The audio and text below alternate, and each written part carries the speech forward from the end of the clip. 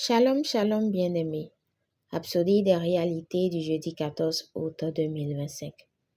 Ce n'est pas une question de convenance, notre thème d'aujourd'hui. Parce que Christ partage avec nous sur Hébreux 10, verset 25. N'abandonnons pas notre rassemblement, comme c'est la coutume de quelques-uns, mais exhortons-nous réciproquement, et cela d'autant plus que vous voyez s'approcher le jour, gloire à Dieu.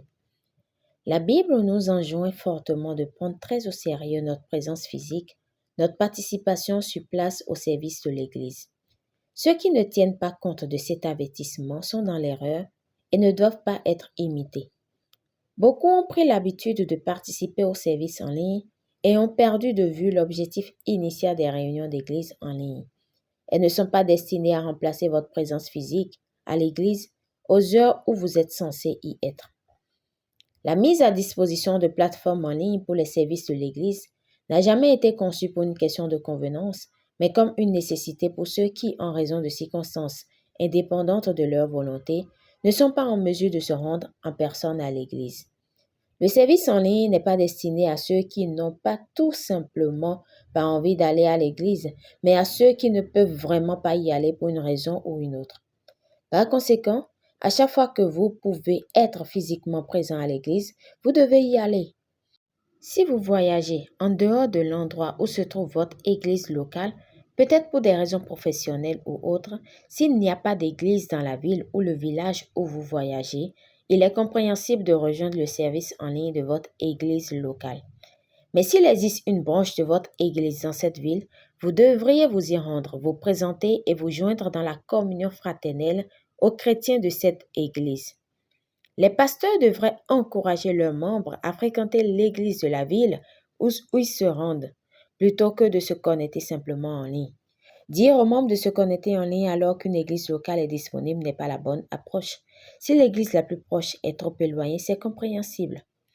Mais même dans de tels cas, nous devrions être proactifs en établissant de nouvelles églises.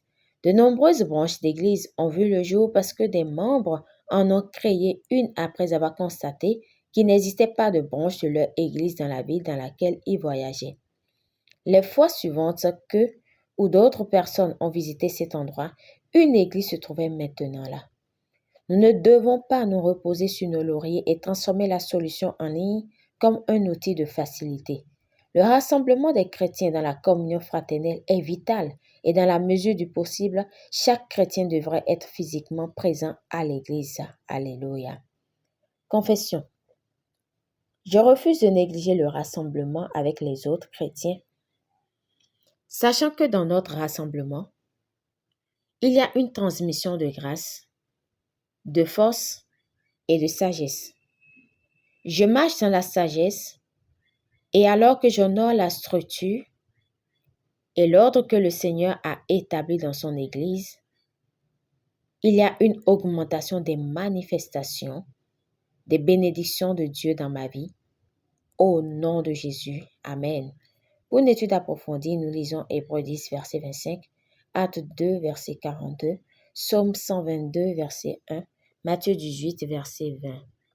Nous aimerions vous donner l'opportunité de recevoir le Seigneur Jésus-Christ comme Seigneur et Sauveur de votre vie.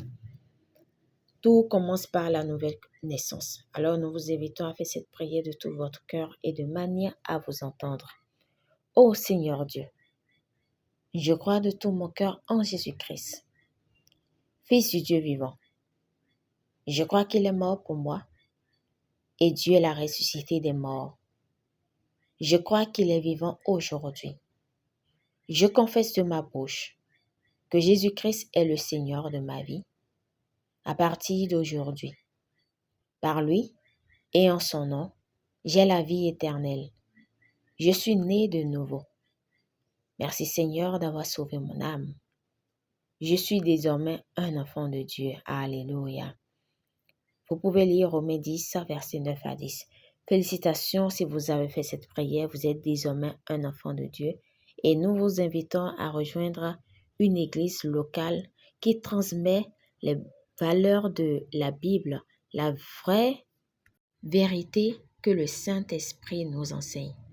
Alors si vous n'avez pas une idée de comment vous pouvez rejoindre une église, vous pouvez prier et le Saint-Esprit vous orientera vers une église locale. Amen.